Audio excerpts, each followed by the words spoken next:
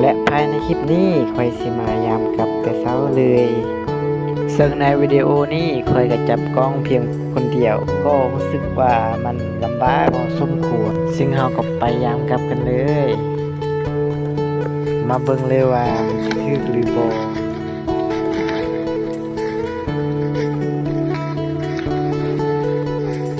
โอ้เรียบร้อยฮะทุกคนถึงตัวหนูแล้วเนี่ย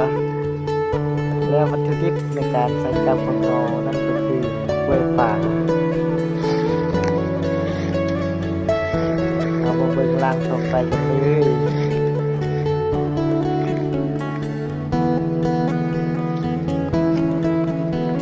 ล่างต่อไปกันเลยวิดีโอนี้มันก็ยาวพอสมควรแล้วค่อยตัดออกให้มันไวขึ้น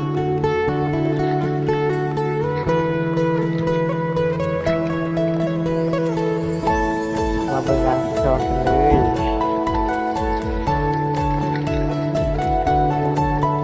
เอาถึงแล้วตัวจอนมันนี้เองและนี่ก็คือ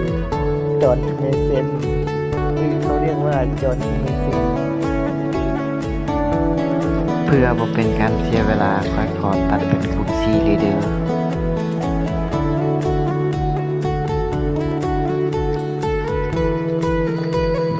ค่อยเชื่อเลยว่าถ้าเจ้าเบิ่งคลิปนี้จบ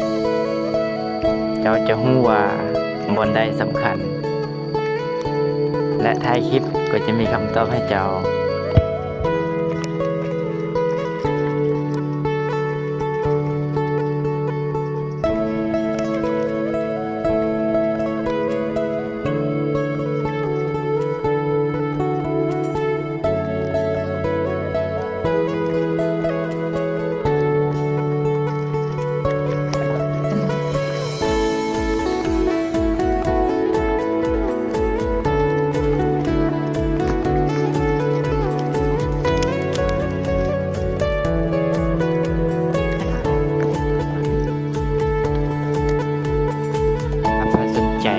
จะมาใช้กับน้ำไฟได้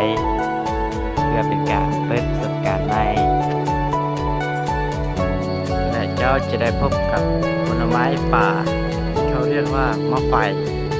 และค่อยเชื่อเลยว่าการผจญภัยของเจ้านั้นจะพบไปด้วยความสวยงามและความสุขที่ในเมืองบ่มีให้เจ้า